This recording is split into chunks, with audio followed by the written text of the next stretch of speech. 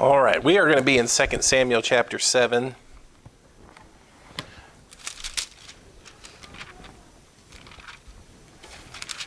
Second Samuel chapter 7.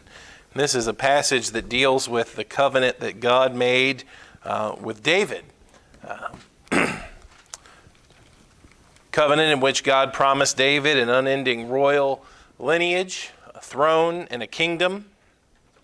In 2 Samuel chapter 7, in verse 1, it says, "It came to pass, when the king sat in his house, and the Lord had given him rest round about from all his enemies, that the king said unto Nathan the prophet, See now, I dwell in a house of cedar, but the ark of God remaineth, or dwelleth within curtains. And Nathan said to the king, Go, do all that is in thine heart, for the Lord is with thee. And it came to pass that night that the word of the Lord came unto Nathan, saying, Go and tell my servant David, Thus saith the Lord, Shalt thou build me an house for me to dwell in? Whereas I have not dwelt in any house since the time that I brought up the children of Israel out of Egypt, even to this day, but have walked in a tent and in a tabernacle. In all the places wherein I have walked with all the children of Israel, spake I a word with any of the tribes of Israel, whom I commanded to feed my people Israel, saying, Why build ye not me an house of cedar? Now therefore, so shalt thou say unto my servant David, Thus saith the Lord of hosts, I took thee from the sheepcote and from following the sheep to be ruler over my people, over Israel. And I was with thee whithersoever thou wentest, and have cut off all thine enemies out of thy sight, and have made thee a great name, like unto the name of the great men that are in the earth. Moreover, I will appoint a place for my people Israel, and will plant them, that they may dwell in a place of their own, and move no more, neither shall the children of wickedness afflict them any more as before time.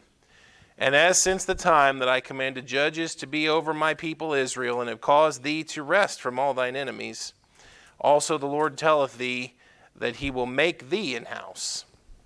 And when thy days be fulfilled, and thou shalt sleep with thy fathers, I will set up thy seed after thee, which shall proceed out of thy bowels, and will establish his kingdom.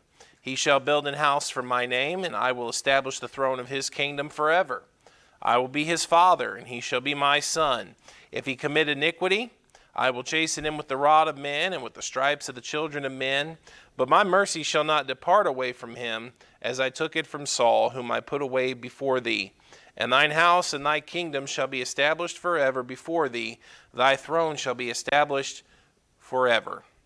According to all these words and according to all this vision, so did Nathan speak unto David.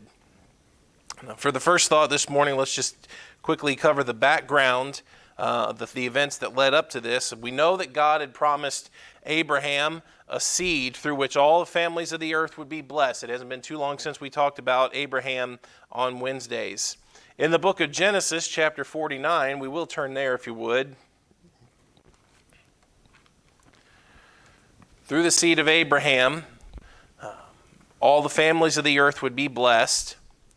And it's revealed to us here in Genesis chapter 49, in Jacob's last prophecy, that the king would descend from the tribe of Judah.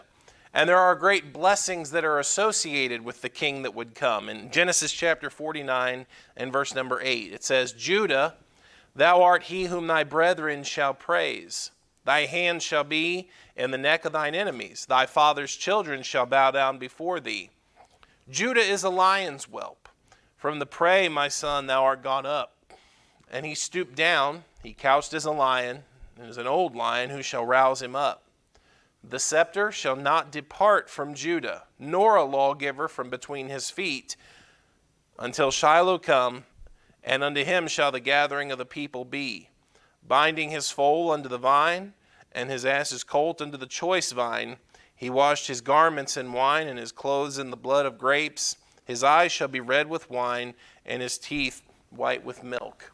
Now, whoever this one that would come, of course, the scepter would not depart from Judah. He would be the kingly tribe. But when this one would come, it would be the culmination of all blessings for Israel, for the children of Israel. If you don't grasp everything that's going on in verse 11 and 12, these are prominent blessings. No one would tie a colt. No one would tie a donkey. No one would tie off their animal to the choice vine. But when the blessings are that plenteous and there's that many animals, and there's that many choice vines. It happens. When it says there in verse 12, his eyes shall be red with wine, and his teeth white with milk. You have to drink a lot in either scenario to get that outcome, right? But you're talking about everything just being in plenteous supply. Wine so easily accessible, to make the eyes red. Milk, so accessible as to make the teeth whitened. He washes his garments in wine and his clothes in the blood of grapes. No one would do that, but when one's just as plenteous as, basic water, you read the passage, and when this one would come, Israel would find the culmination of all of these blessings, of all their blessings. Of course, knowing now from Genesis chapter 49 and on, we know that it would be the tribe of Judah. It has not yet been revealed which of Judah's families would receive this blessing. In the course of time, Israel returned from Egypt. After several hundred years of judges, and the Lord makes reference to that in our text, after times of the judges, Israel became dissatisfied with the theocracy and demanded to have a king, demanded that they have a king like all the nations that are around them. We know, of course, that Saul was chosen as the first king. Saul was the son of Kish. He was a Benjamite. He was not of the tribe that God had appointed to be kings, but obedience to the Lord was not the driving motive for the children of Israel in their choice of a king anyway. They chose Saul. Saul turned out to be an affliction for Israel. Saul did some things that you would say, materially were prosperous, but spiritually and, on all of those things that we would say are godly and important, Saul was not a great king.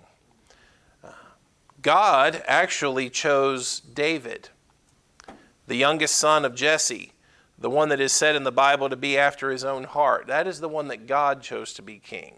That is the one that would fulfill the promise given to the tribe of Judah. David was a good king. David was a conquering king. David subdued the enemies of Israel. He gained great victories. And that brings us to our text. And in 2 Samuel chapter 7, we read that one night as David considered all these things and all the things that had passed, he purposed and proposed in his heart to build God a house. I've got a house of cedars. I've got a royal mansion. I have a place. And yet God was still being worshiped and being served in the tabernacle. And God did not have a permanent place. And David thought to remedy that. David thought to fix that. Nathan, seeing David's motivation, thought, man, David, that's a great idea. Whatever's in your heart, if you've got a mind to serve God, if you've got a mind to do something on behalf of God, Nathan told him, go, do all that is in thine heart. The Lord is with thee. Nathan assumed that a project like this that was intended to be done for God, intended to revive God's glory in the midst of Israel, Nathan was all for it too. And that's when the Lord began to speak. And that prompts the text here in 2 Samuel chapter 7. Now the Lord certainly approved the motive and the attitude behind the thought. David is not reprimanded for his desire or his thought or his motives. We learn later, it's not specifically revealed just in this passage. We know some of the reasoning why David would not be allowed to build the temple, but would rather that would transfer to his son. But in practice, God would not allow David to build this. David would not be allowed to build this temple. Of course, he would gather the materials that were needed, but his son, Solomon, would build the house instead. But this passage does deal with the honor that God would confer on David by making him an everlasting covenant. Now the key in verse number 11, or the key is in verse number 11 at the end. Also the Lord telleth thee that he will make thee an house. In contrast to what David had proposed, God, I will build you a house. The Lord says, no, but I'll build you a house. And God promises David here in this passage an unending chain, a line of royalty, a throne, and a kingdom that would last. Now that's kind of the background. Number two, let's get into the explanation, the explaining of this covenant. There are at least four different things that I want to look at here that this covenant intends, or that this covenant means. I'm sure there's more that could be drawn out. First of all, this promise or this covenant guarantees the perpetuity of David's throne. Let's read verse 11. And as since the time that I commanded judges to be over my people Israel, and have caused thee to rest from all thine enemies, also the Lord telleth thee that he will make thee an house. And when thy days be fulfilled, and thou shalt sleep with thy fathers, I will set up thy seed after thee, which shall proceed out of thy bowels, and I will establish his kingdom. Now that could be strictly interpreted to the next person. That you could read verse 11 and verse number 12 and take that as a promise that God would make David a dynasty. David would not be a one-off. David would have a son, and he would be king as well. In verse 13 it says, he shall build an house for my name, and I will establish the throne of his kingdom forever. Now this is where it extends beyond even Solomon. That Solomon, yes, he would be king after David, and yet that would continue on even for future generations. I will establish the throne of his kingdom forever. Verse 16 says, in thine house and thy kingdom shall be established forever before thee. Thy throne shall be established forever. According to this promise, David would not lack a son to sit upon the throne of Israel.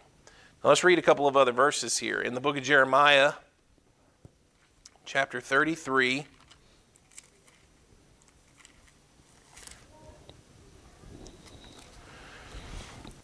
Jeremiah chapter 33. And let's begin with verse 15. It says, in those days and at that time will I cause the branch of righteousness to grow up unto David, and he shall execute judgment and righteousness in the land.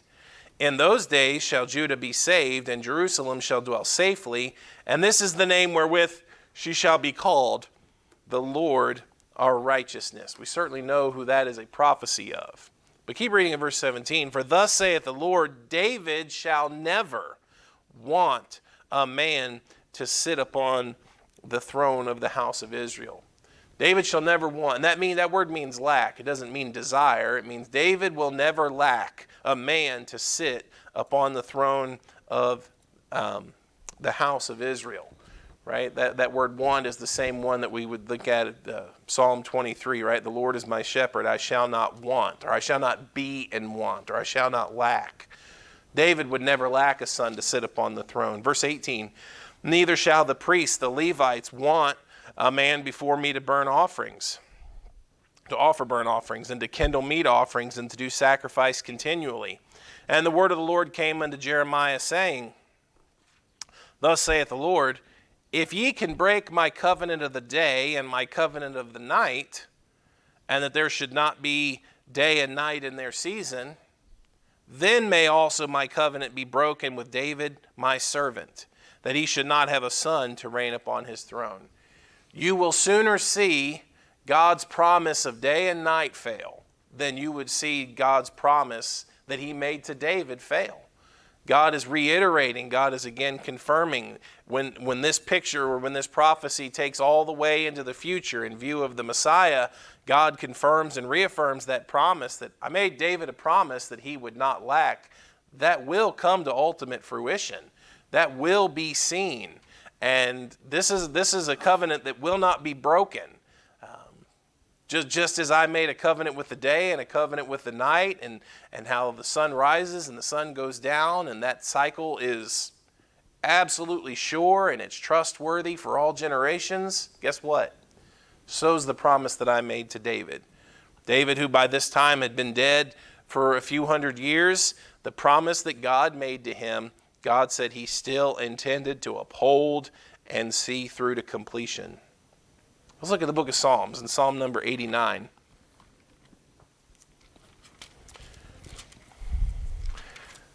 David, according to Acts chapter number 2, considered the promise of God being sworn to him with an oath. He considered it a promise of the highest level from God. Psalm 89 And let's just begin with verse 20. Psalm 89, verse 20. I have found David my servant.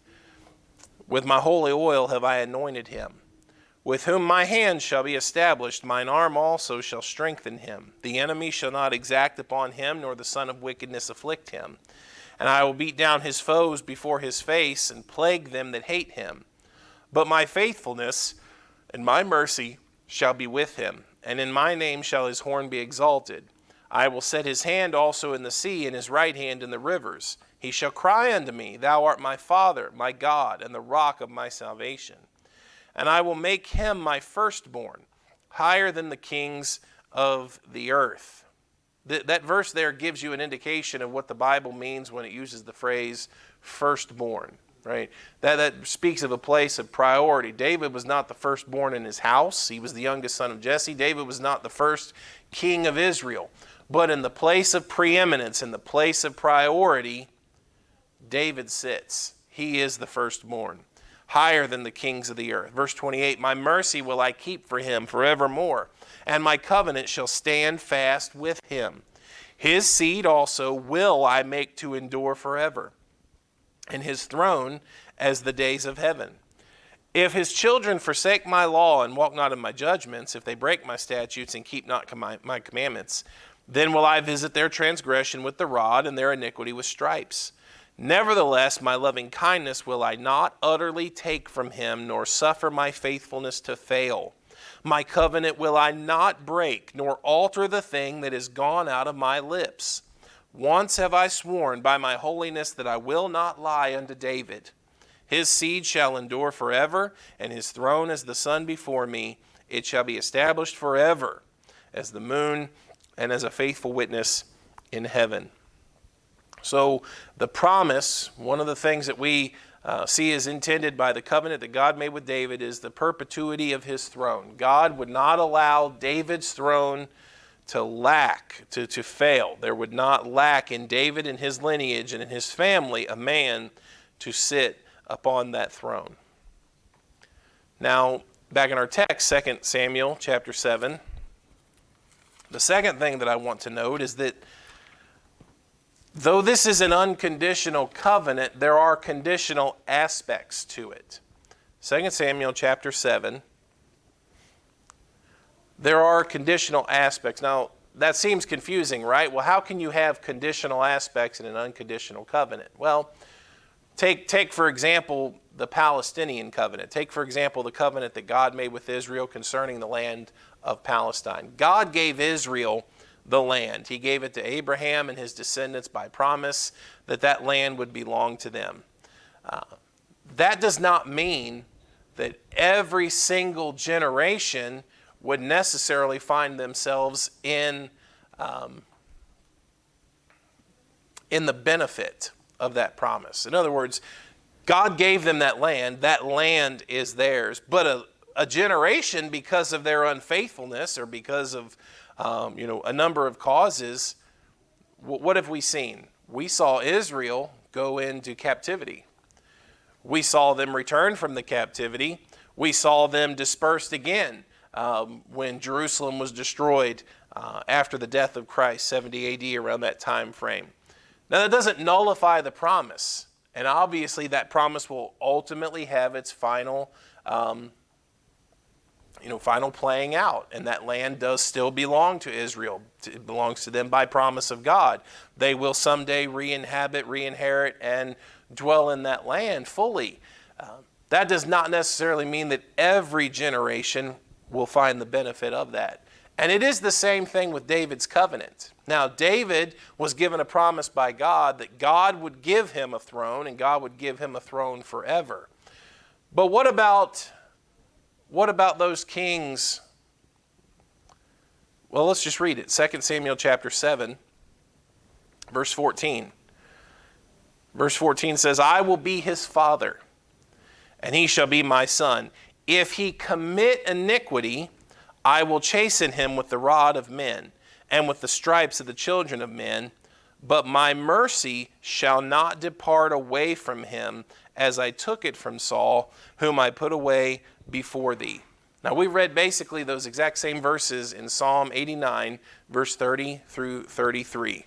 Psalm 89, verse 30 to 33. Here's what it said. If his children, that was the psalm talking about David, if his children forsake my law and walk not in my judgments, if they break my statutes and keep not my commandments, then will I visit their transgression with the rod and their iniquity with stripes. Nevertheless, my loving kindness will I not utterly take from him, nor suffer my faithfulness to fail. The covenant that God made with David was sure, it was unconditional. There would and there potentially could be times of interruption or trouble in that. We think of what happened to David's grandson, Rehoboam. He lost 10 of the 12 tribes through his arrogance, through his immaturity, through the actions that he took. David was able to rule over the 12 tribes of Israel. When Rehoboam was done for the kingdom, David's line had 2 tribes left. There would be kings that would live very short lives. There were kings that ruled, and the Bible tells us that they ruled maybe just a few years, and they did evil in the sight of the Lord, and in God's judgment, it fell upon them, and they lost their lives. God may suspend his doings for a time. We read about the children of Israel going into captivity, and we read about, we read through the books of Kings and Chronicles, and we read about all of these kings of Judah, and then we read about the dark period of their history, and you get to the New Testament, and the heir to the throne of Israel is a carpenter in Nazareth, right? Joseph. There would be times of trouble and of turmoil. But what does God say in our text and in verse 15? My mercy shall not depart away from him as I took it from Saul. Despite the troubles that could come upon this kingly line because of their sinfulness or their infidelity or whatever would happen, God would never do to David what he did to Saul. Now, what did he do to Saul? That's written for us in 1 Samuel chapter 13. 1 Samuel chapter 13. And let's pick up with verse 11. 1 Samuel 13, verse 11. And Samuel said, what hast thou done? And Saul said, because I saw that the people were scattered from me, and that thou camest not within the days appointed, and that the Philistines gathered themselves together at Michmash. Therefore, said I, the Philistines will come down now upon me to Gilgal, and I have not made supplication unto the Lord. I forced myself therefore and offered a burnt offering. And Samuel said to Saul, thou hast done foolishly. Thou hast not kept the commandment of the Lord thy God, which he commanded thee. For now would the Lord have established thy kingdom upon Israel forever, but now thy kingdom shall not continue. And that is the one thing that God said he would never do to David, is the thing that he did to Saul. Now, David's going to have some rotten kings in his line. Comparatively, and I realize we don't understand all the ins and outs of everything spiritually, but if you want to talk about comparatively, there are going to be some of David's sons that do worse things than Saul did in 1 Samuel chapter 13. But God made David a promise that I won't do to you what I did to Saul. God took away the kingdom from Saul because of his mistakes, because of what he had done. Whatever would happen among David's children, I'll chastise them, he says. I'll take, they'll receive for their iniquity, but my mercy will not depart. David had been given a promise. God was not going to take the kingdom from him like he took it from Saul. Never cast off. Again, short lives for some of the kings, yeah. Divided kingdom, loss of influence at times. Suspension of doings sometimes, but never ultimately cast off. God would never take the kingdom away from him as he took it from Saul. Let me mention this thirdly, or the third thing in explaining the covenant. Jesus Christ is the fulfillment. maybe another way to say that, Jesus Christ is the last one in line of this covenant. Much pain and much effort is given to us in the Bible to establish Christ's genealogy. It's established for us that Jesus Christ is the descendant of David, both through Solomon, through Joseph and through Mary. Through Solomon and through Nathan, we learn that Jesus Christ is the son of David. Romans chapter 1 verse 3, 2 Timothy chapter 2 verse 8. Paul would often make reference to Christ being the seed of David. That means something, right? That means something in context of the promise that was given to David. In Isaiah chapter 9, in verse 6 and 7, this has long been understood and was known to be a prophecy of the Messiah that would come. Isaiah chapter 9 verse 6 says, "For unto us a child is born, unto us a son is given, and the government shall be upon his shoulder, and his name shall be called Wonderful, Counselor, the Mighty God, the Everlasting Father, the Prince of Peace. Of the increase of his government and peace there shall be no end, upon the throne of David, and upon his kingdom, to order it and to establish it with judgment and with justice from henceforth even forever. The zeal of the Lord of hosts will perform this."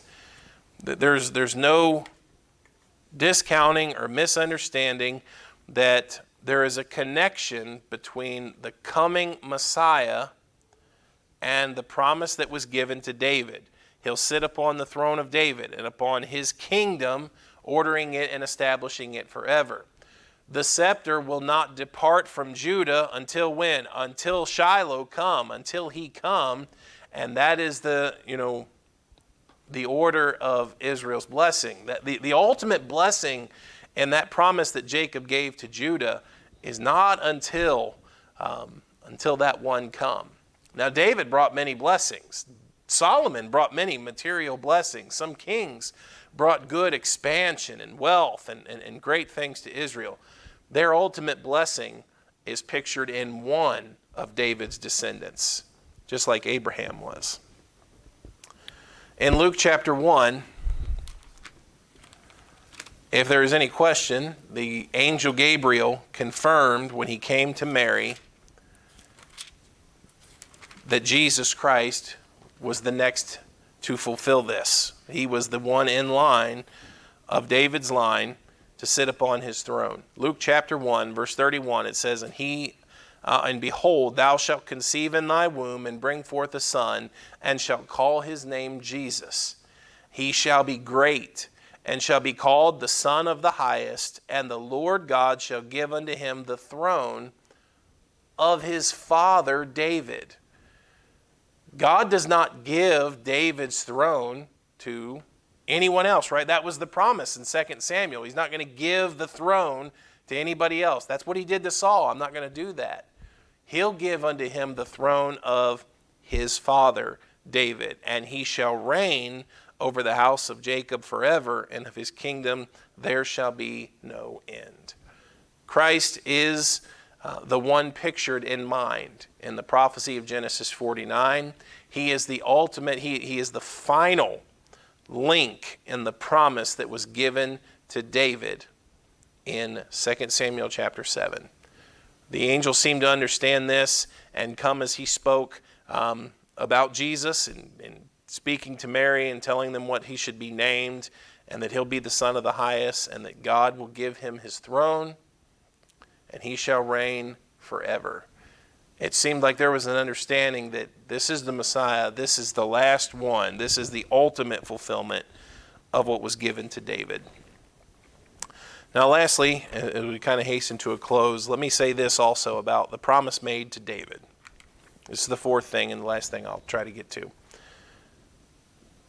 This covenant is the basis of what we call premillennial prophecy, of what we believe about the last days. Let me just read a couple of verses. In the book of Jeremiah, I know we've had a lot of reading this morning, but I appreciate you turning and listening to all these and reading these. We believe when the book of Revelation in chapter 20, when it speaks about a kingdom and it speaks about a 1,000-year period, we understand those things to be literal.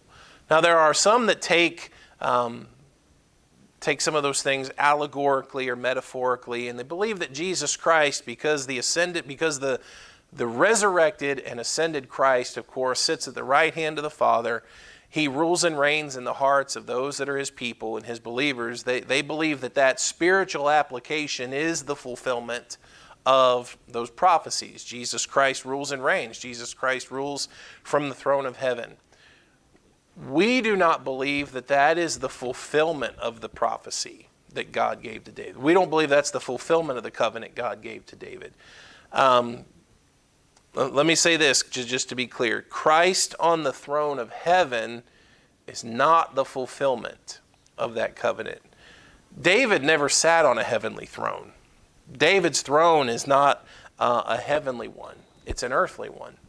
In the book of Jeremiah, chapter 23, let's pick up with verse 5. It says, "Behold, the days come, saith the Lord, that I will raise unto David a righteous branch, and a king shall reign and prosper, and shall execute judgment and justice in the earth. In his days Judah shall be saved, and Israel shall dwell safely, and this is his name, whereby he is called the Lord our righteousness." In the book of Amos, Amos chapter 9,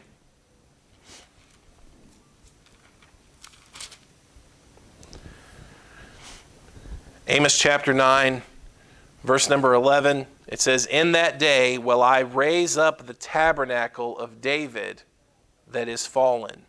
Now, what is the tabernacle of David that is fallen? Well, David has not lacked a descendant, right? The Bible gave us the genealogy all the way down to the Lord Jesus Christ. Jesus Christ, though he died, is resurrected. He's still alive. Jesus Christ is still the rightful heir to the throne of David. Now, that throne in this world is currently suspended. It currently does not exist. There is no kingdom in Israel now. But what does it look forward to someday in verse 11? "In that day will I raise up the house of David that is fallen, and close up the breaches thereof, and I will raise up his ruins, and I will build it as in the days of old."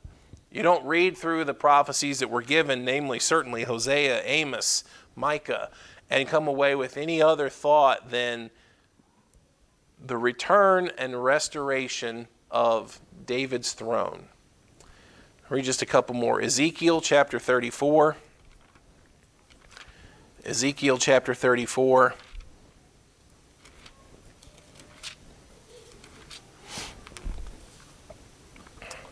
Ezekiel 34 verse 23 says, "And I will set up one shepherd over them, and he shall feed them, even my servant David. He shall feed them, and he shall be their shepherd.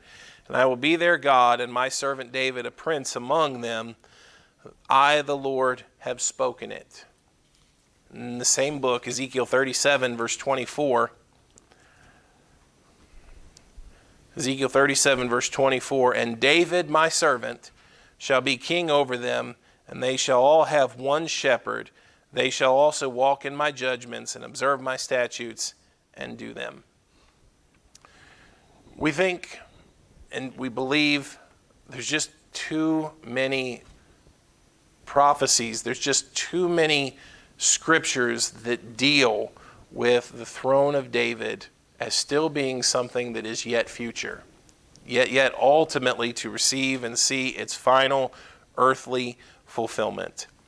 God made a covenant with David, and that is one of the base foundations for what we believe. As we look to the book of Revelation, or as we look to the prophecies that are given of a coming kingdom someday, and believing that it is a literal earthly kingdom. God made David a promise that I will give you a throne and a kingdom, and you will not lack a son to sit upon that throne. And that as the waning times of this earth come to pass, before this earth, is destroyed by fire, and we see a new heaven and new earth on this earth, these ages will end with David's throne and a king ruling and reigning in Jerusalem. So we believe in a literal fulfillment of Jesus Christ, that his return will be pre-millennial, that he will come back before he is set to rule and to reign. Jesus Christ would rule and reign in this world. I absolutely believe that Christ sits on a heavenly throne, that he rules and reigns in the hearts of his people, and that Christ absolutely 100% in this world has a spiritual kingdom right now. I absolutely believe that. I don't think that that's what the covenant with David is all about. There doesn't seem to be spiritual inference in that. There seems to be literal, physical, tangible, a real throne, a real kingdom. It was in the past, and we trust that if God's promise to David is sure, and he said that it was, you'll sooner find the day and night cycle to fall before this promise does.